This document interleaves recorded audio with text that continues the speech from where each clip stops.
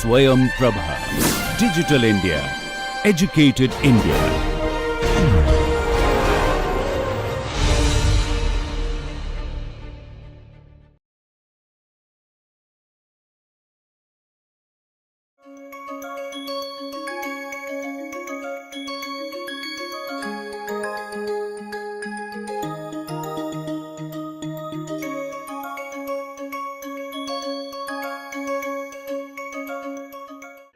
Now we have to define the difference between financing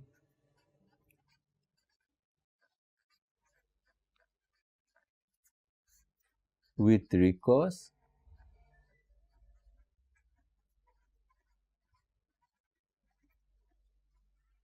and non-recourse financing.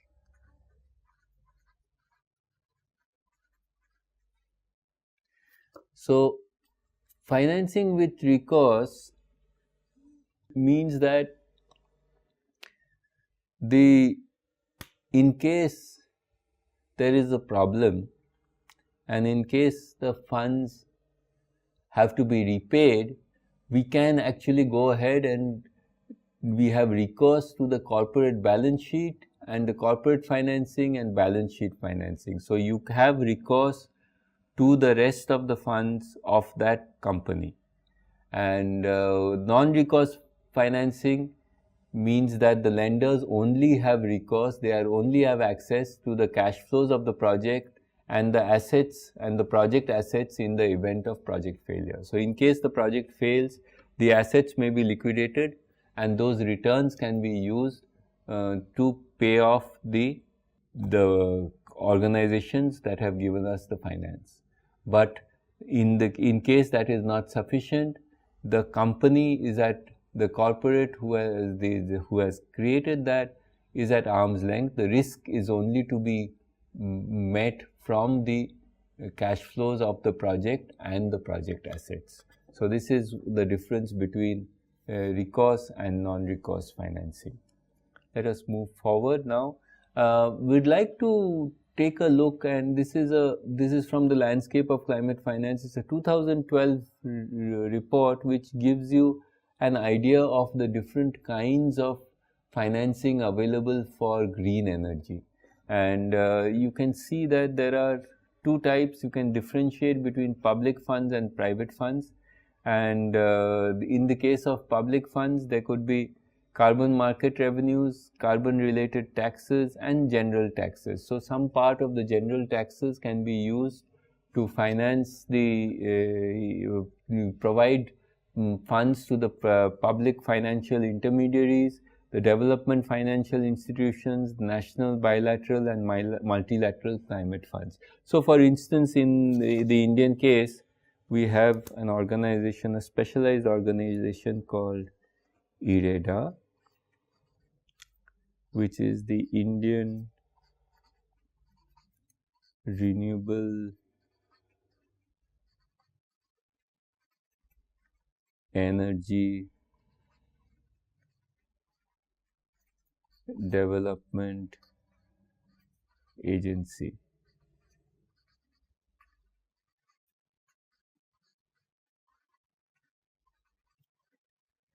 And this IREDA essentially can provide soft loans which can provide loans at much lower interest rate. So, often what has been done is IREDA has a scheme where it will finance a part of the debt which is being given by some of the conventional banks. And if we look at that bank, we are giving 30% of the debt, for example, at an interest rate of 5%. And if you are looking at a debt ratio of fraction debt is 70%, it will mean that 21% of the total amount required is being financed and is being financed at this low interest rate of 5%. And we can look at this, and this results in some, as a result of this, we have some risk management, some grants, some instruments which are there, policy instruments. When we talk about policies and policy instruments, we'll come back to this.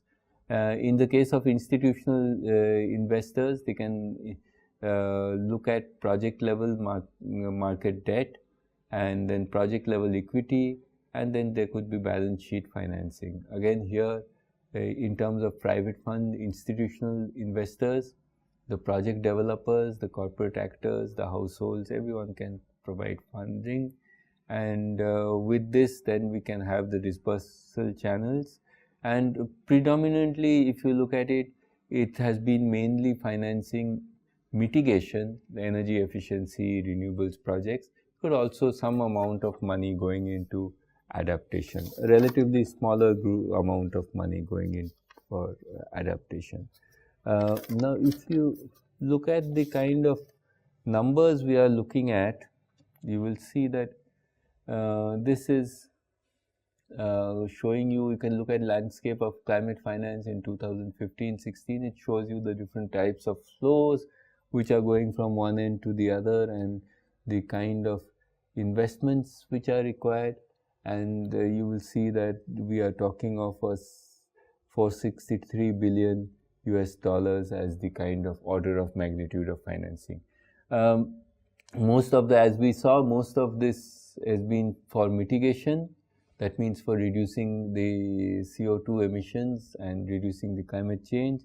And increasingly what is happening is that a lot of this financing is now going to the developing countries. And about 1/3 going to the large developing countries, China, Brazil and India. And out of this 85 billion US dollars are coming from government budgets and development financial institutions. In the case of China, its development financial institutions account for 30%, and in India about 7%.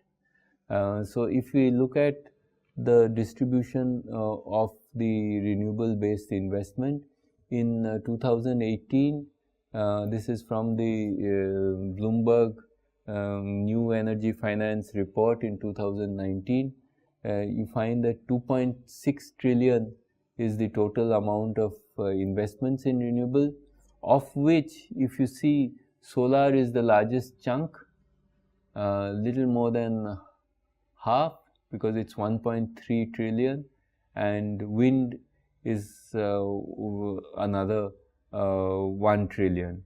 So these are the two chunks. Then you have some amount going to geothermal, some biomass and waste, and small hydro and biofuels. Of course, this can change as the technologies sort of change, but right now it is predominantly solar and wind. If we look at the net capacity added in renewables, again this is from the Bloomberg New Energy Financing report, you can see very clearly that in terms of installed capacity, solar 638 gigawatt and 467 gigawatt of wind and 283 gigawatt of hydro. Interestingly, coal is about 529 gigawatt and gas 438 gigawatt. Of course, this is talking about one decade, and the interesting thing to see is that in this particular decade, the renewable installed capacity outpaces the additional capacity from coal and gas. Of course, this coal and gas has much higher capacity factors, so in terms of generation, the picture will be a little more balanced, and maybe the thermal will be higher in terms of the generation. Of course, this is over a 10-year time period. As we go forward and we are looking at, if you look at only 2018 or 2019, you will find that the share of renewables has increased even more, especially by installed capacity. And of course, now we are trying to report it more by the generation. So out of these, if you see the kind of sources of finance, you will find that the bulk of it, we said 2.6 trillion, out of which more than 2 trillion is asset financing, which is where you are trying to build a power plant or you want to finance that asset, and the value of asset is mortgaged against that, and you have an escrow. You can always sell that and get your money in case the project doesn't work properly. Then small distributed capacity of funding, some government funding, some public markets, and overseas R&D, corporate R&D, corporate R&D a little bit from that, but predominantly asset finance. We can look at different sources. This is from a report which talks about US solar and the way in which US solar has been financed and can be financed, and in this a number of different sources, for instance venture capital, the development private equity, infrastructure funds, hedge funds, banks, the large corporations, mutual funds and retail investors, and then you can see what is the targeted rate of return. For instance, venture capital would target about 30% rate of return. Private equity may have a slightly lower rate of return expected. Infrastructure funds have definitely rates of return less than about 11%, and hedge funds for a period of about a year, and that would have lower rates of return. Banks will have their commercial rates, and these vary from country to country, and so 7%, 5%, 8%, 9, 10, 11%. That's the kind of order of magnitude which you're looking at. Large corporations also may provide funds, and they would have slightly lower rates of return expected. The mutual funds, retail investors, again relatively low rates of return, and in each of these cases a comparison has been done in the characteristics of the funding and the fund source. This table continues, and you can look at increasingly pension funds and endowments which are maintained, and these pension funds are invested in order to create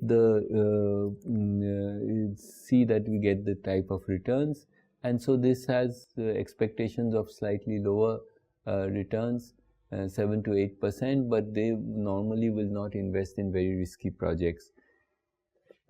Utilities again have some rates of return, and these are for the US utilities.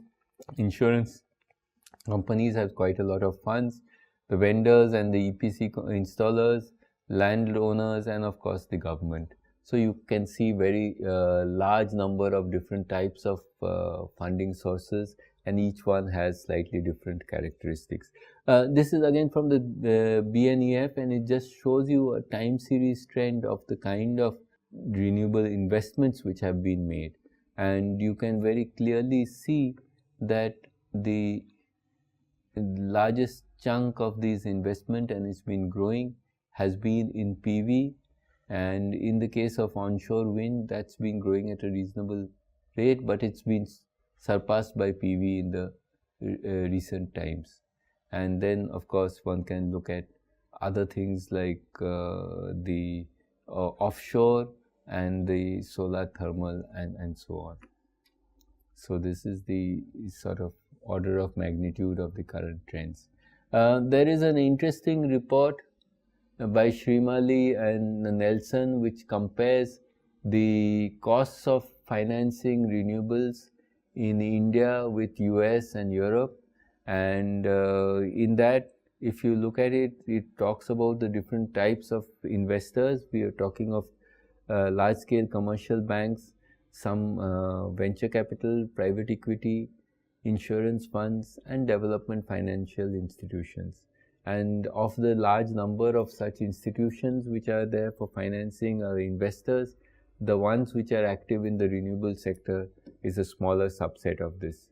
This comparison has been done by Nelson et al. To try and see when we talk about solar PV and wind, what are the different components which leads to the cost of electricity that we are getting.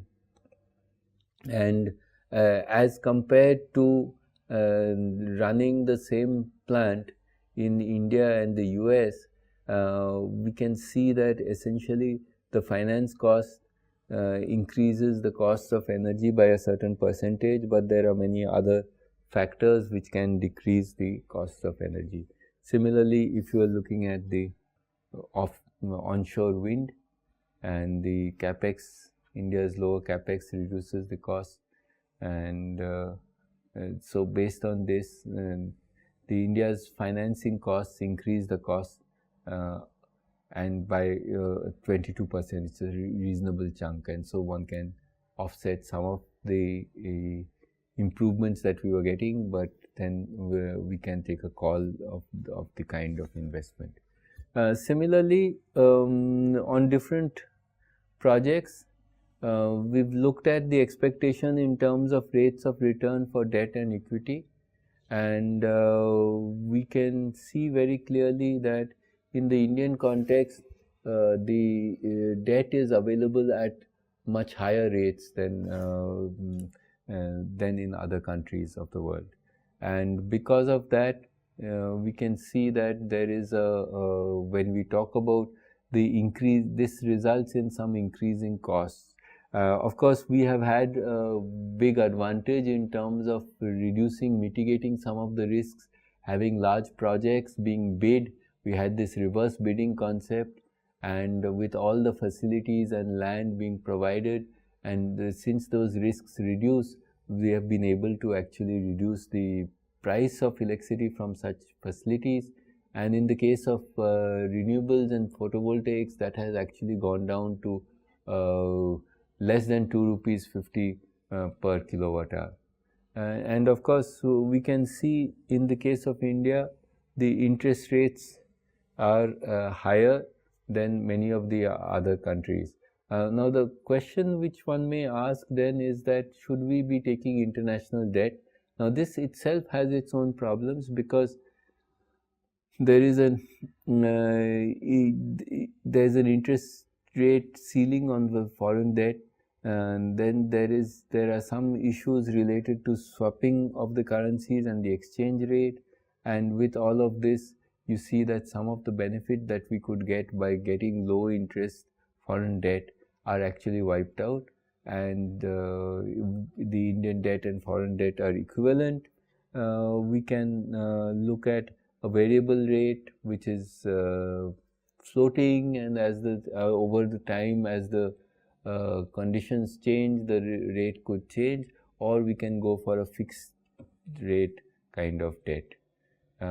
So in general, in this report, they have compared the different kinds of factors which affect the availability, which affect the costs. And if you look at the main report, you will be able to see issues related to renewable specific issues. There are foreign investment, and there's a tech specific issues, there's site specific and state specific, and there's a financial market. Similar thing that was for debt, a similar thing is available also for equity. So this will give you an idea. If you go through it, it will give you an idea of what are the kind of issues related to debt and equity, and what are the expected returns from both in the Indian context as compared to the global context. And so this is the type of projects. Based on this, some calculations have been done with the debt and equity and the debt equity spread. Let us move forward with this and then see. So financing, in the case of Nelson et al., they showed that the financing adds a significant proportion, about more than 25% to the LCOE, and this is a problem. Even the kind of high costs of debt result in this kind of an issue.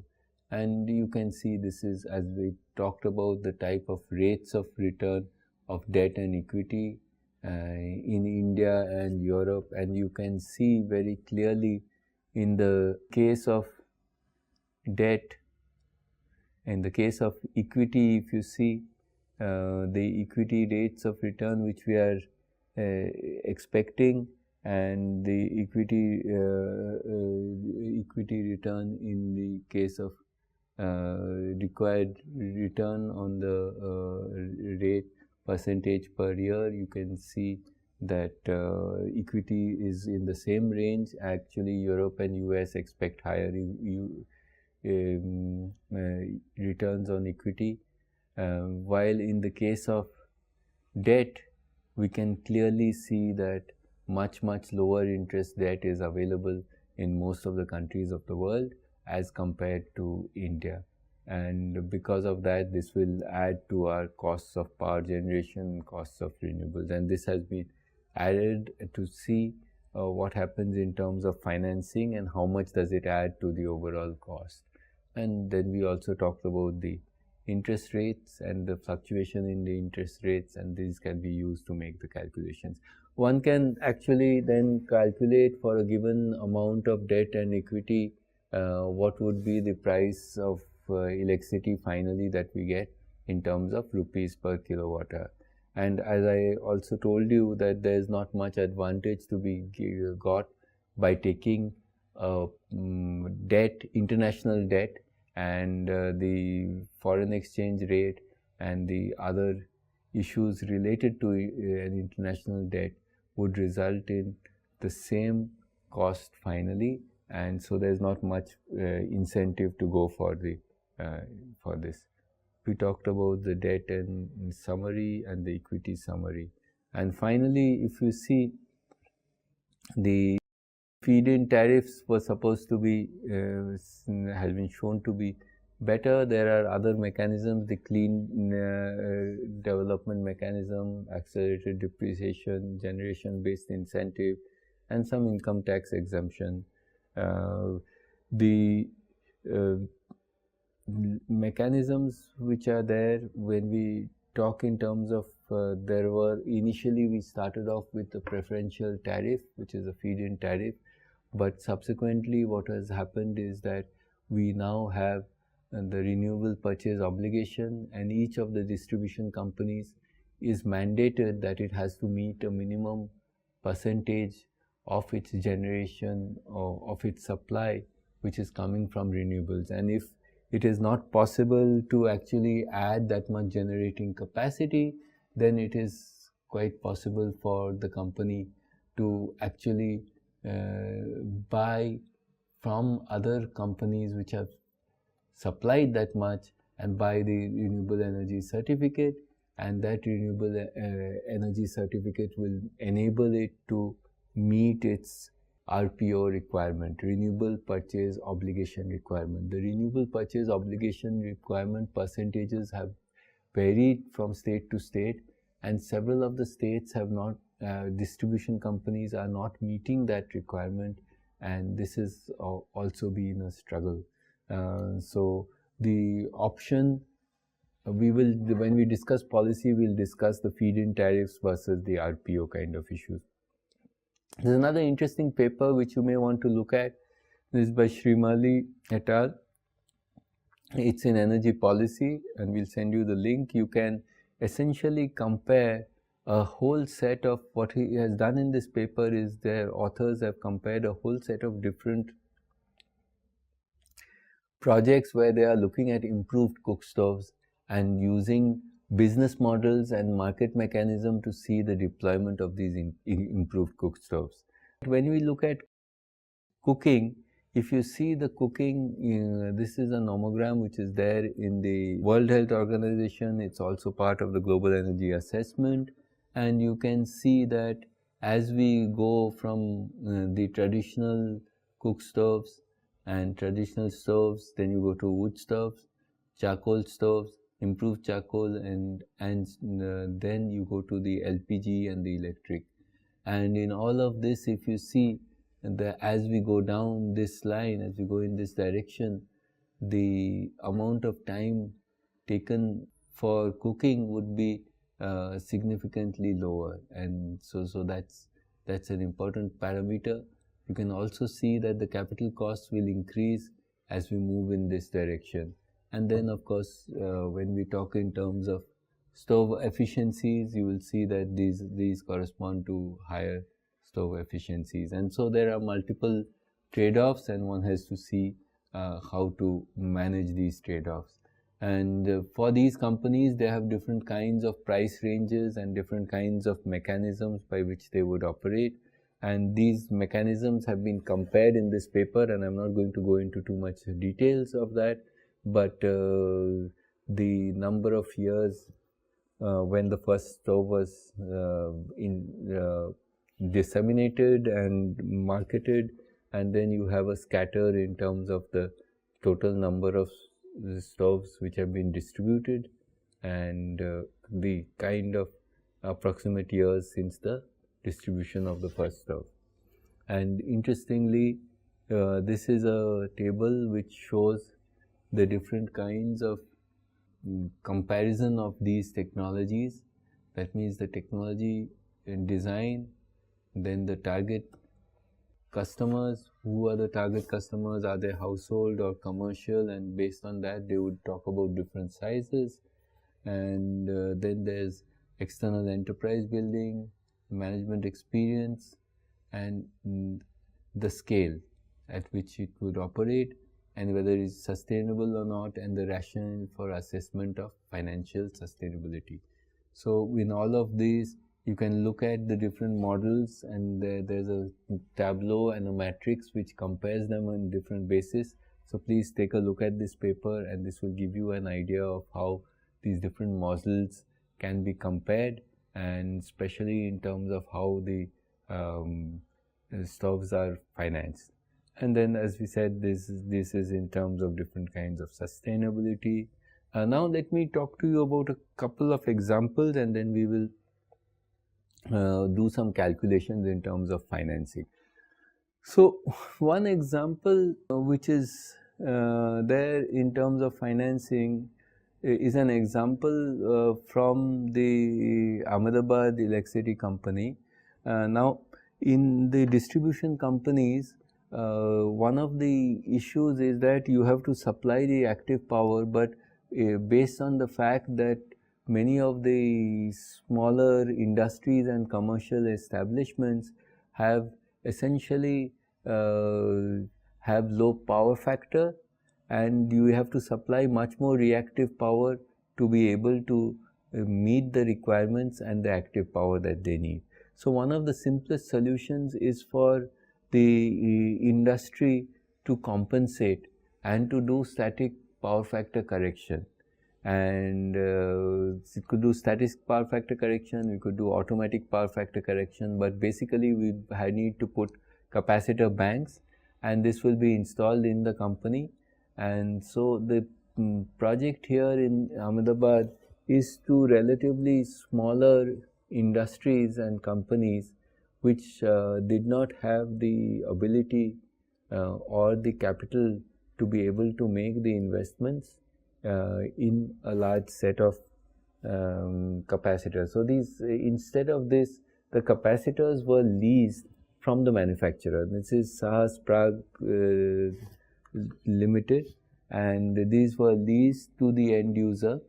As a result of this, since the maximum demand reduces, the electricity bill would reduce, and some part of on a monthly basis, some part of the lease rental would be repaid to the distribution company, that is the Ahmedabad Electricity Company, and this lease rental minus the administration cost will go to some account which is an escrow account, and then the lease rental fee goes back to the company. The IREDA takes some charge from the escrow account, but finally this lease rental fee and is repaid, and this is used to repay the loan to IREDA. So that's the kind of mechanism. It's a very neat mechanism. What happens in this is that the end user benefits by the virtue of reduced bills. Some part of that benefit is paid to the distribution company as an electricity bill lease rental.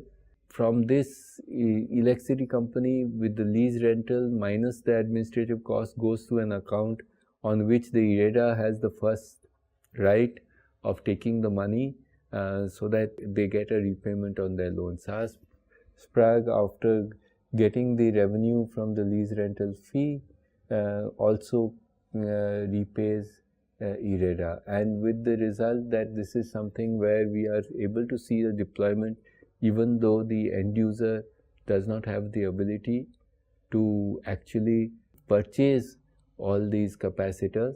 So they lease the capacitors, and over a period of time through the bill, this is recovered by the electricity company and then paid to the manufacturers and pay back the loan to the financing agency or IREDA.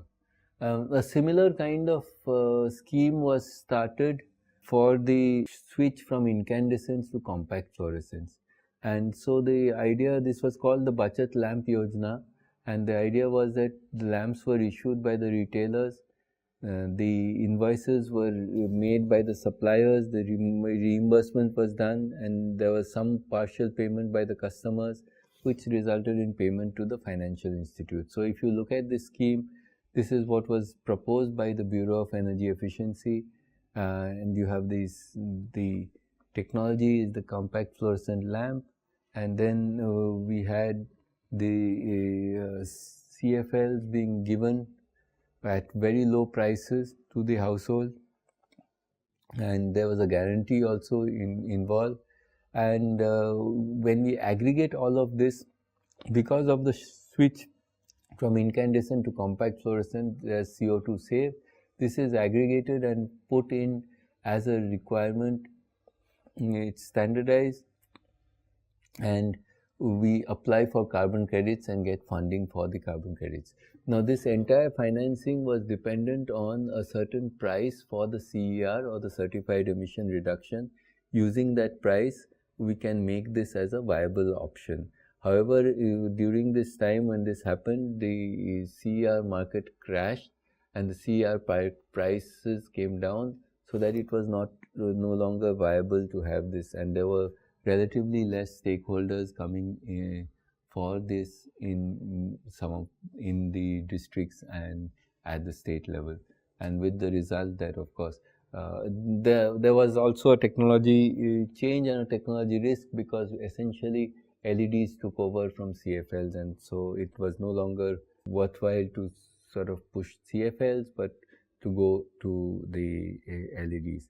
And the dependence on the carbon market resulted in $12 per ton initial CER price. That is what was budgeted, but actually it came down to $5 per ton. And the payments, given the kind of complexity of the system, the manufacturers and utilities take 3 to 4 years, and the actual target was not much lower than what was targeted.